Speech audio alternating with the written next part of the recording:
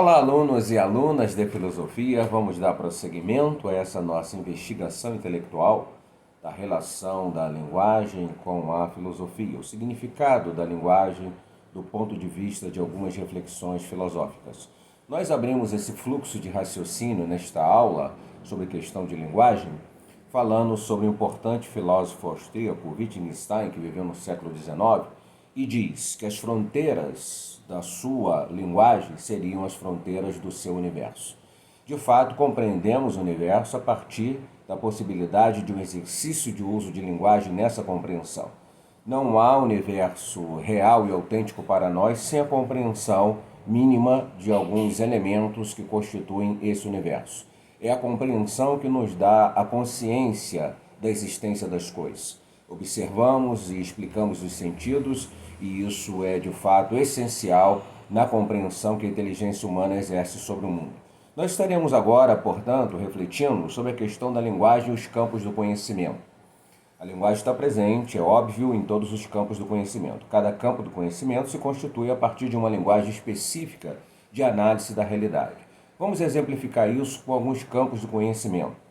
Por exemplo, a história. A história é um campo de conhecimento que constrói através da linguagem uma leitura do exercício e existência das civilizações, da trajetória das civilizações, da origem das civilizações, e ela pode discutir também a origem e o desenvolvimento de um determinado conceito, a origem e o desenvolvimento de uma ideia política, a origem e o desenvolvimento da própria questão da linguagem. Então, o historiador fará uso de uma linguagem dentro dos limites da proposição da historiografia clássica.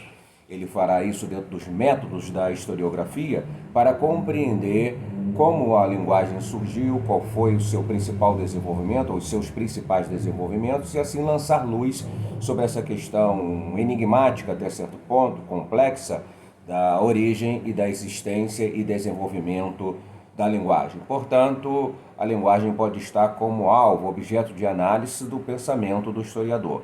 A linguagem também pode estar como alvo do pensamento, do exercício de linguagem do crítico literário, quando ele examina as diversas produções na área da literatura, como que os estilos diferenciados de uso de linguagem podem lançar luz na compreensão de um fato histórico, ou de um conceito, de uma ideia, de uma problemática cultural, artística. Então, ali o crítico literário é aquele que está apto a fazer uma análise do tipo de linguagem, classificando a linguagem em alguns tipos, criando uma tipologia de análise da linguagem para melhor compreender como ela deve ser lida, como ela deve ser entendida e qual o alcance dela na compreensão do objeto que ela analisa e que ela investiga.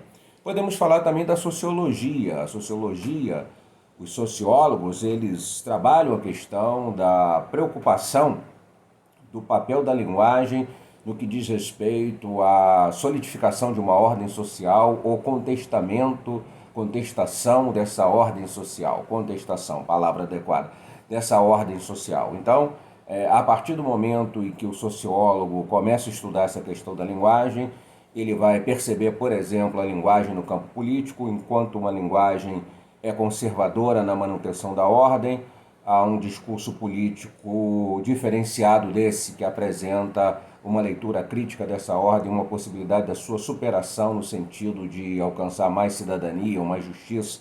Então, a história, quando tem aí a evidência dos confrontos das ideias para a melhor forma de pensar a organização social, nós temos aí então um embate de linguagens que são conservadoras em relação à existência da dinâmica civilizatória daquele povo, e uma linguagem que é desafiadora, uma linguagem que propõe uma ideia de progresso, de transformação, de modificação e às vezes até mesmo de revolução. Então, a linguagem está presente em todos os campos do conhecimento. Todos os campos do conhecimento podem fazer um estudo interessante, específico sobre a questão da linguagem, tentando compreender melhor o significado dessa realidade existente entre os seres humanos e que caracteriza tão profundamente o ser humano, que é a existência da linguagem, o seu poder de comunicação e o seu poder de investigação da realidade.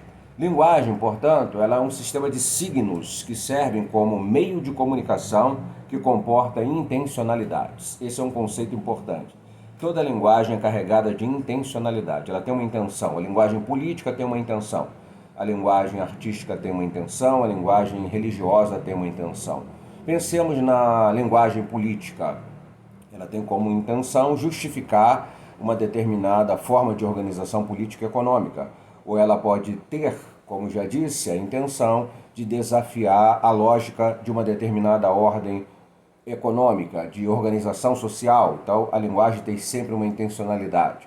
Os discursos que nascem da política, associados, por exemplo, à ideia de anarquismo, a ideia de socialismo, a ideia de social-democracia, de democracia cristã, qualquer que seja o horizonte do pensamento político, é uma linguagem marcada por uma intencionalidade de verdade, de apresentar o melhor cenário para a formação de um espaço social em termos de relação entre governantes e governados. A linguagem também religiosa, ela é portadora de um sentido, ela quer explicar a verdade do mundo espiritual, ela quer responder às grandes questões, os grandes dilemas da vida, quem somos nós, por que estamos aqui e o que nos aguarda em termos de destino final. As religiões aparecem no cenário do mundo social humano, tentando justificar e tentando apresentar uma resposta que seja mais aceitável, que seja mais correta, mais adequada para o mundo da religião, para o mundo da espiritualidade. Então, há uma intencionalidade clara também na linguagem religiosa. Há uma intencionalidade no artista, no escritor, no pintor, no músico. Quando a música é feita, uma música pode ser, por exemplo, voltada para despertar um sentimento de melancolia. Um romance pode ser uma ideia de justificação de destino fatalista. Um pintor pode pintar uma paisagem mostrando uma desagregação da vida social e por aí vai. Sempre há uma intencionalidade presente naquele que produz arte, naquele que pensa religião e naquele que faz política.